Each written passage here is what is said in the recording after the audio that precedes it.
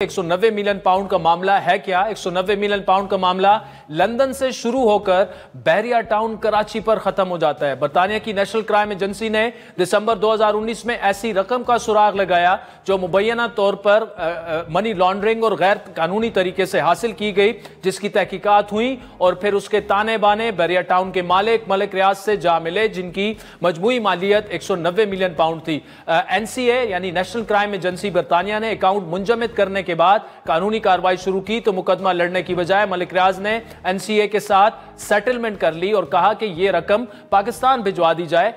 NCA ने पाकिस्तान में asset recovery unit को इस अहम डेवलपमेंट से आगाह किया। उस वक्त के वजीर आजम के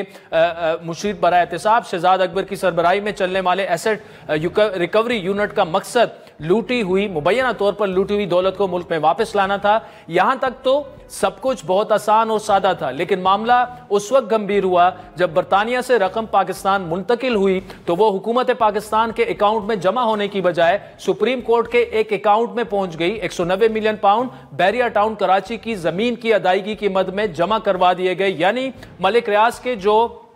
एसेट जो रकम बरतानिया में जब्त हुई थी वो घूमकर फिर वापस उन्हीं के पास आ गई, क्योंकि बहरिया टाउन की जमीन की खरीदारी के लिए कराची में मलिक रियाज ने 460 अरब रुपए जुर्माने बतौर जुर्माना अदा करने थे। मार्च 2019 में बहरिया टाउन के मालिक मलिक रियाज के खिलाफ सुप्रीम कोर्ट में एक केस दायर हुआ जिसमें उनके ऊपर इल्जाम था कि बहरिया टाउन कराची ने हजारों कनाल की जमीन गैर कानूनी तौर पर मुंतकिल की। इस केस में बहरिया टाउन की इंतजामिया ने उन पर मुकदमात खत्म करने के लिए सुप्रीम कोर्ट को 460 अरब रुपए की पेशकश की। सुप्रीम कोर्ट ने 460 अरब रुपए की पेशकश कबूल कर ली और नैब को मलिक रियाज के खिलाफ कानूनी कार्रवाई करने से रोका और कुछ शराइत के साथ इस रकम की अदायगी के लिए 7 साल का वक्त दे दिया। यहां सवाल यह पैदा होता है कि उस वक्त की हुकूमत ने मलिक रियाज को यह फायदा क्यों पहुंचाया? तो इसकी कहानी इमरान खान की उस वक्त की काबीना में शामिल चंद विफाकी वुज़रा ने कुछ यूं सुनाई कि दिसंबर 2019 में विफाकी काबीना के एक इजलास में सील बंद लिफाफे में एक तजवीज पेश की गई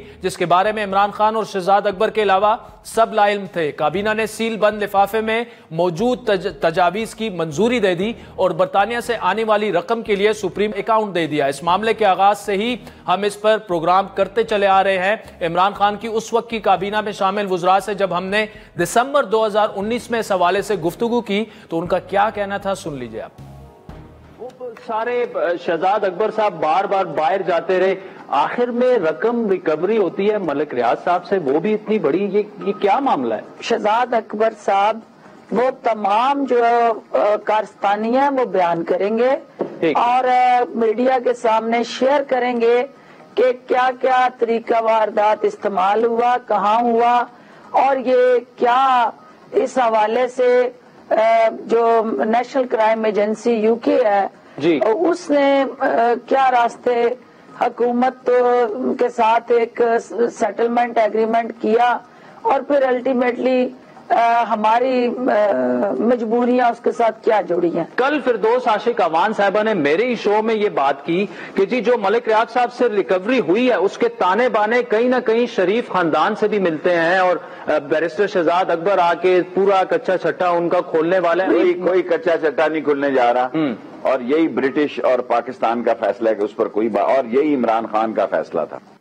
यही इमरान खान का फैसला था। फिरदौस आशिक अवान और शेख रशीद की गुफ्तगू आपने सुनी। नाज़रीन, 2019 में काबीना के इजलास में उस वक्त वज़ीर आज़म इमरान खान के मुशीर नदीम अफजल चंद भी मौजूद थे। हमने मई 2023 में लाइव विद आदिल शाहज़ेब में नदीम अफजल चंद से काबीना के उस इजलास का अहवाल पूछा जिसमें यह फैसला लिया गया। जो इतनी बड़ी अमाउंट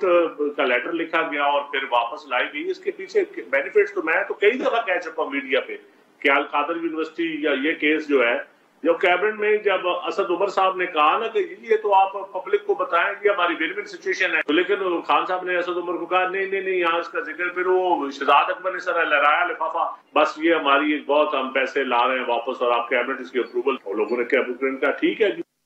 अब हुकूमत का इल्जाम यही है कि सेटलमेंट एसेट रिकवरी यूनिट के सरबराह शहजाद अकबर और मलिक रियाज के माबैन मुबैना खुफिया डील के तहत हुई और इस सहूलियत के एवज मुबैना तौर पर मलिक रियाज ने मार्च 2021 में सुहावा के करीब अलकादिर यूनिवर्सिटी के लिए 450 कनाल अराजी और उस पर बिल्डिंग तामीर कराने का वादा किया। जिस ट्रस्ट को यह जमीन दी गई थी उसके ट्रस्टीज में इमरान खान और उनकी अहलिया बुशरा बीबी के अलावा पीटीआई के रहनुमा जुल्फी बुखारी और बाबर अवान भी शामिल थे, लेकिन बाद अज़ां ये दोनों रहनुमा इस ट्रस्ट से अलहदा हो गए। मलिक रियाज ने सुहावा की जमीन के अलावा बुशरा बीबी की दोस्त फरज शहजादी को मुबैना तौर पर बनीगाला में 200 कनाल अराजी भी फराम की। नैब ने मार्च 2023 में अलकादिर यूनिवर्सिटी ट्रस्ट केस, जिसे अब 190 मिलियन पाउंड का रेफरेंस कहा जाता है, उसकी छानबीन शुरू की और बाद अज़ां 28 अप्रैल को इस पर जामे तहकीकात की गई और गुज़श्ता साल मई में रेंजर्स की भारी नफरी ने पीटीआई के सरबरा को इस मुकदमे में इस्लामाबाद हाई कोर्ट के अहाते से गिरफ्तार किया, जहां वो अपने खिलाफ दर्ज मुतअद्दिद एफआईआर्स में जमानत की दरख्वास्त देने के लिए गए थे। इसी मामले पर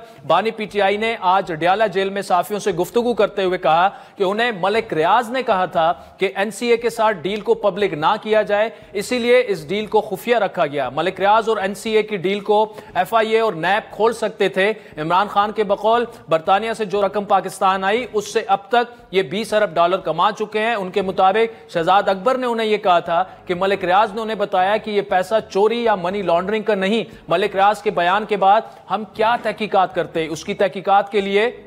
बरतानिया जाना पड़ता, सिविल अदालत में केस करते जिसका फैसला आने में 5 साल लग जाते। क्या बानी पीटीआई की ये बातें इकबाल जुर्म हैं?